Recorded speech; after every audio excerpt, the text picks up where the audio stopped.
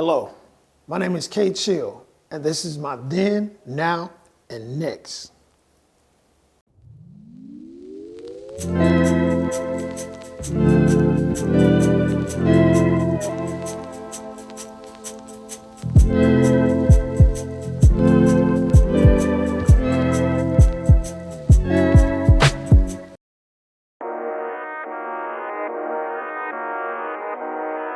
All right, so I moved here from Racine, Wisconsin, but I was born in Little Rock, Arkansas, and grew up partially in Tulsa, Oklahoma, and ended up in Racine, Wisconsin throughout the rest of the years until I moved to ATL in 1995. And so with that, rapping in the hallways, writing poetry, I watched Troop and everybody else on TV, Michael and everybody, and I said, I want to do something. I want to be an entertainer. I can do this. And Outkast had came on, and they had just freshly started coming out of ATL. And I said, you know what? I need to get to ATL, and I can meet them, and maybe they'll sign me and I'll blow up. So a couple of friends said that they were actually moving to Atlanta, and I got excited. They asked me if I wanted to go. I said, yeah. So I gave up my job, apartment, car, all that. So I'm on this mission, do or die. So the day of, these cats bail out on me. And I'm left like, okay, there's no turning back. I gotta go. So I buy a Greyhound bus ticket to Atlanta. I went on a what some people call was no-end suicide mission, so to say, because I didn't know a soul. And everybody they knew, they had connections I didn't have. So I went anyway, you know. I figured, hey, what I got to lose? I'm gonna give it my all. But what they didn't know is that God always take care of his children. So when I got here, I didn't have a worry because I knew he was gonna have me. You know, and even though I couldn't see it, I stepped out on faith. And you always step out on faith and not by sight. So that's how I ended up here. The journey it wasn't hard, it wasn't rough, it wasn't a Tyler Perry, I had to sleep in my car story, thank God, because I just met a couple, you know, got to Fat Tuesday, locked my stuff up in the Greyhound bus station, and they were like, you know, what are you doing? I was celebrating my birthday. I think I had just turned 20 when I got here, and told them I was a barber, and I cut hair, and somebody referred me to a barber shop, Mr. Bill Hairmasters. He had about 4 of them there. So the couple kind of embraced me, took me in, because that night they was like, yo, where you gonna stay? And I was like, I ain't even checked in the room yet. You know, I don't know nobody. So they was like, yo, we're gonna take you under our wing. So they looked out for me. And you know, thank God, that was God watching over me again. So I ended up meeting the owner of the barber shop, and he gave me a job that Monday. And from that point on, it was like everything fell into place. And it was hard to believe, telling some people, because that barbershop was the same barbershop that Andre 3000 came to get his haircut. And my mission was to come to Atlanta just to meet Outkast. Come on, how crazy is that? Like, when that don't happen. So not only was it Andre 3000, Jazzy Faye, CeeLo Green, Wingo from Jagged Edge, all came to that barbershop. I just happened to get placed at. So getting cool with all of them, meeting the industry people. Big Zach was the owner's stepson. So he introduced me to everybody, and the owner, Mr. Bill, kept saying, you know, and I came here from Midwest, so mind you, I'm just a rapper. I wasn't no booty shake rapper. I couldn't stand bass booty shake music. All that don't stop, get it? I couldn't stand it. So Mr. Bill kept saying, KChill, I need you to meet Enrique at the other shop. Y'all should be a group. And I said, no, I'm solo. I don't like to meet, I don't want to be no group. And he kept insisting on us meeting. So we finally met. And then that was 95. By the next year, 96, KChill and Tetris, that was me, I'm KChill, and he was Tetris. We had 2 hit records out on the radio in 1 year. That was God. My last album I dropped in like 95. And I'm talking about we toured with TLC, Usher, Bone Thugs, you name it. And like we been there, done that, limos, signed autographs. We were stars, we were getting paid to perform.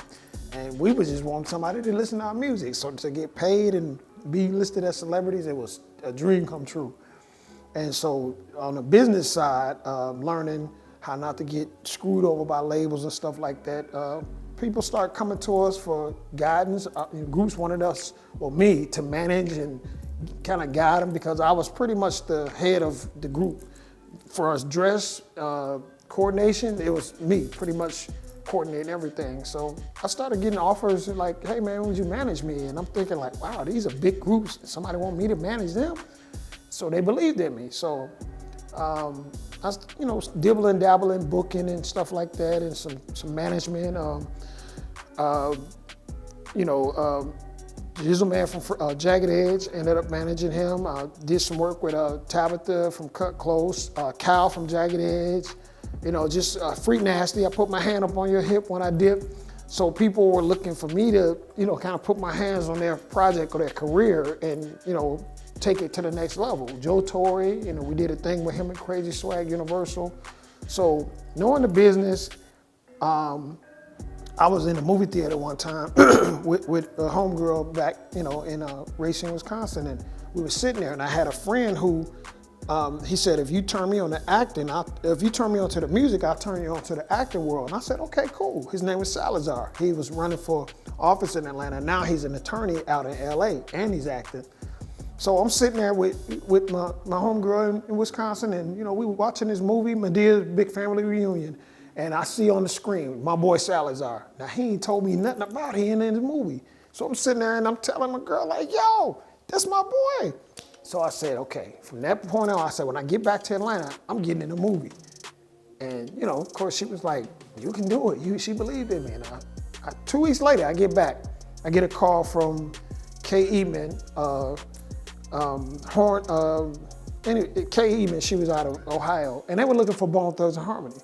So I said, okay, I'll relay a message. I couldn't get in touch with them, so I said, hey, if y'all got any other little movie parts, let me know.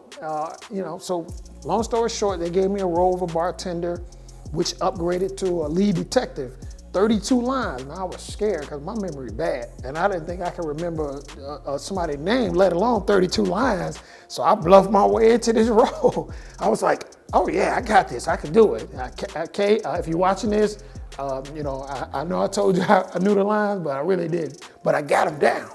So I got the role of in Kissing Bandit as Detective Fisk, and got another call to be at Stomp the Yard.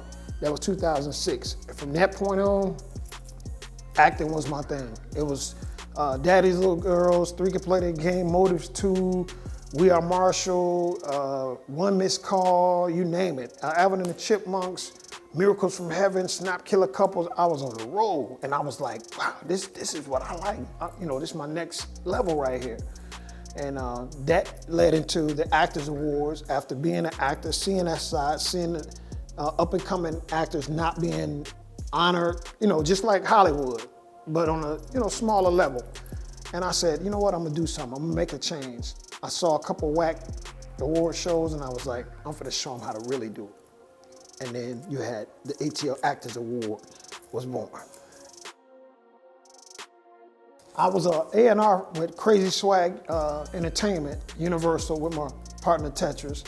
And after I did so much work, I felt like, the work I was doing really wasn't being appreciated the way it was supposed to be. So I decided to fall back. And I said, well, if I'm doing all that work for, these guys, why don't I just do it myself, do my own? Because I'm the one that was bringing the talent in and, having all the relationships and connections. So I was like, why am I going to do that for somebody and they ain't really appreciating it? I can do it for myself. So I created Chill Zone ENT, Chill Zone Entertainment. And up under the umbrella of Chill Zone Entertainment, I moved to Dallas in 2008, and I came back in 2013. And even while I was in Dallas, I discovered a group, and y'all remember the hit song, Walk Around the Club, everybody, woo.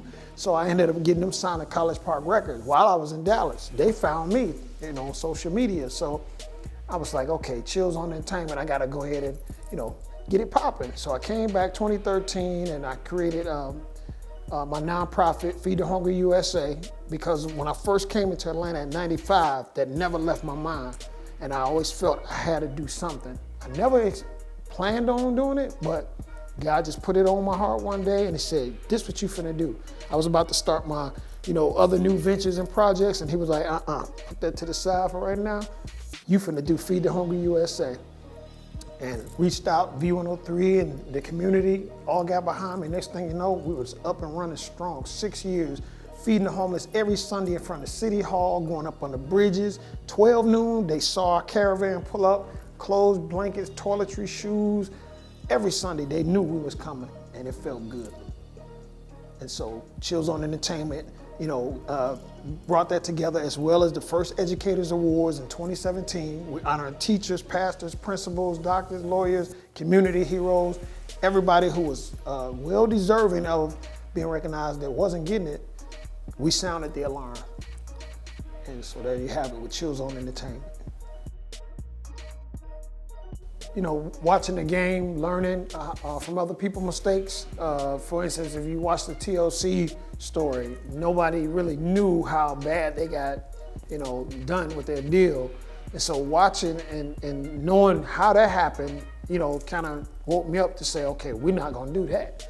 So we avoided, some offers as far as record deals. We stayed independent, and it wasn't a big desire to be so major that we was gonna sacrifice, our integrity and stuff like that for $1. So I never was on that, and I've helped other artists become millionaires, and they've gone through their deals, but I'm not so sure I would have took, some of the deals that I've seen artists take, because, I never wanted to be famously rich that bad to where I'm gonna compromise.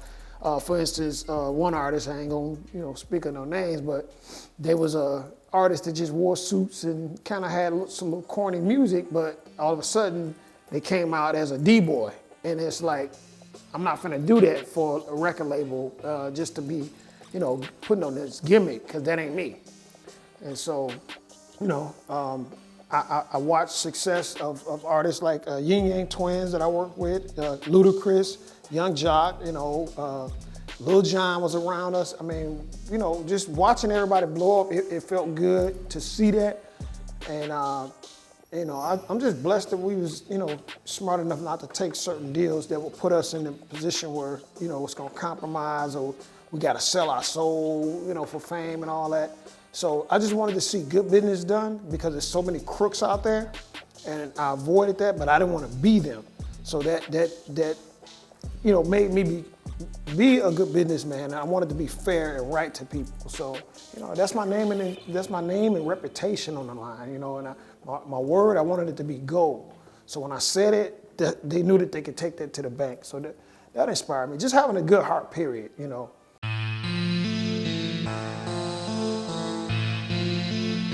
I feel that my biggest win was creating my nonprofit, Feed the Hungry USA, because I changed people's lives and impacted their lives, feeding and clothing and, just giving people hope that might have been holding on to that last string, you know what I'm saying? And hopefully I saved some lives. That was my motto, Feed the Hungry USA, saving lives one by one.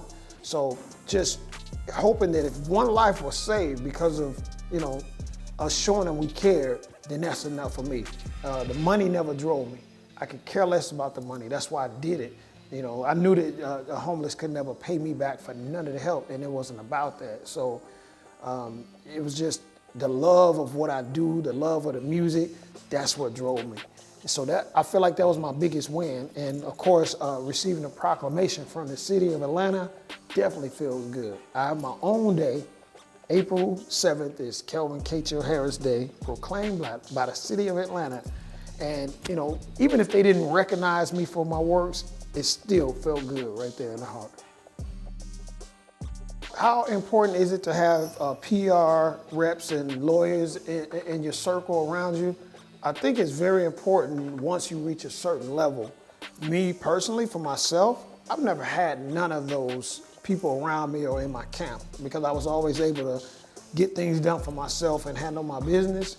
But for those who are not savvy with the business, you definitely want to have your lawyers look over paperwork, contracts, and have people around you that can keep your name relevant, keep you in magazines and TV interviews and everything else as a artist or a business person or actor or whatever the case is. I was fortunate enough I was able to promote myself as my own entity, so a lot of people thought that I had a whole crew working for me, but it was me. I did everything. So like Tyler Perry, he did it all. He struggled and he suffered before he got there, but he did everything, and now he's reaping the benefits. So you gotta believe in yourself, and nobody believes in you. You gotta believe no matter what. Where do I find my strength and motivation to keep moving forward? I gotta just say the man above, God, because again, when I first came to Atlanta, I had no clue what I was gonna do, how I was gonna do it. I couldn't see, visually what was gonna happen. But when you just walk by faith and not by sight, the doors and the path will be shown to you, and I'm a firm believer because I can never take credit for all the stuff that I've done. And so my strength comes from believing in God and knowing He got me. Even when you don't even see the light, just know He got you. And it might not happen right when you want it to. And He might want you to, get in some situations that's uncomfortable. And you might think He let you down, but He didn't. He just wants you to go through something to learn a lesson before you get there. Before He deliver you there. And that's what I feel, and I've just recently went through an uncomfortable situation in my life and, personal relationship. And, it was for a reason, and sometimes we allow ourselves to get in those situations, and it's all for a reason. It's either to learn a lesson, it's either gonna be a lesson or a blessing. So it's up to you to decide which one was this. Was that my lesson or my blessing?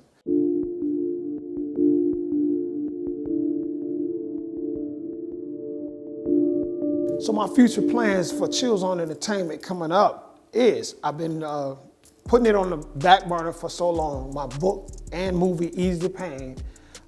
Every time I said I was finna start, I actually cast it one time for the movie Ease the Pain.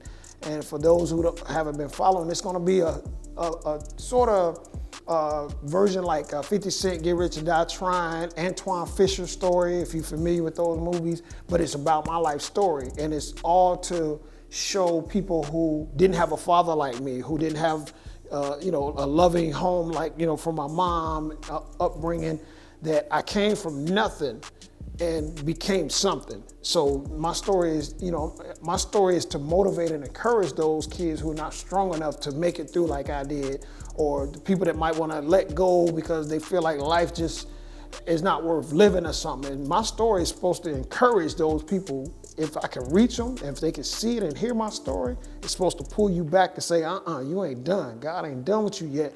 Move forward, let's go. Because if I did it, so can you. And so because of the Actors Awards, I wasn't able to just focus on my book and the movie the way I wanted to, because every year, the award show, I'm constantly promoting the whole year. And I can't make any excuses, but when I'm focusing on something, I go hard. And so my attention, I couldn't do both things and give it my all, because when I put the book out and the movie, I don't want it to be just a movie just to say I got it out there and it's half done and stuff like that. I have to make sure it's right. Just like when y'all saw the New Edition movie, it took them like 8 years to put that together, even though it was a lot of people. But, if you're gonna do something, do it right one time, and that's what I believe in. So a lot of people waiting on it. They wanna hear my story. They wanna know, how did I do it? And you're in for a treat. Once you finally get this book first and then the movie, you'll know exactly how I did the things I've done in my life, and just to get to know me, period. My people back home in Racine, they still don't know how I did it, and they still ask, how did you do it? So Ease the Pain movie is definitely going to enlighten everybody and let you know, what I went through and what it took to make things happen.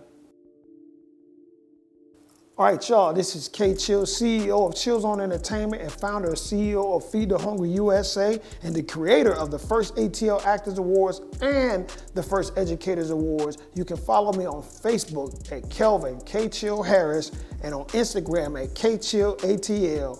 And y'all definitely keep your stations locked right now to Day Ray Media Group because, yo, something big is coming.